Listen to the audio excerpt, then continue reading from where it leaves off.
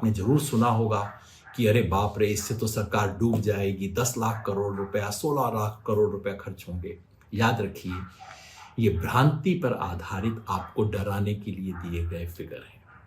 10 लाख करोड़ तब कब खर्च होंगे जब सरकार सारा गेहूं खरीद लेगी, सारा धान खरीद लेगी, सारा तिलहन दलहन सब कुछ खरीद लेगी और खरीद के उसे आग लगा देगी, तब खर्च होगा।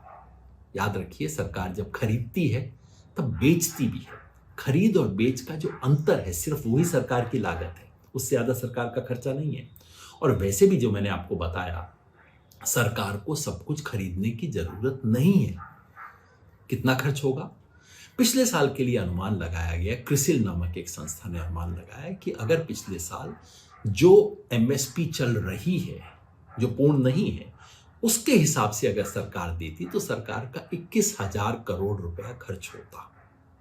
हमने पिछले साल अच्छा साल था किसानों के लिए, हमने अनुमान लगाया 3 साल पहले का, उस साल के लिए हमारा अनुमान ये था 47,000 करोड़ रुपया खर्च होता। ये कितना है? देश के बजट का 1% भी नहीं है। आधा प्रतिशत है 21,000 करोड़ रुपया। क्या किसान के लिए 1% खर्च नहीं हो सकता? और अगर आप स्वामीनाथन कमीशन के रेट पे देंगे तो इससे ज्यादा खर्च होगा। उसके लिए हमने अनुमान लगाया था शायद 2 लाख करोड़ रुपया खर्च होगा, यानी कि इस देश के टोटल बजट का 4%। बजट का 4%, देश की 54% आबादी के लिए 4% खर्च नहीं कर सकते आप।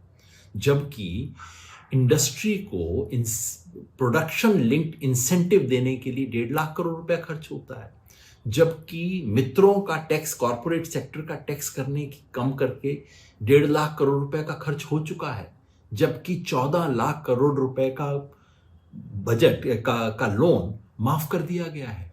किसानों के लिए पैसे नहीं है क्या? पैसा है, पैसा दिया जा सकता है बशर्ते की इच्छा हो। तो आखिरी बात, सरकार मानती क्यों नहीं है?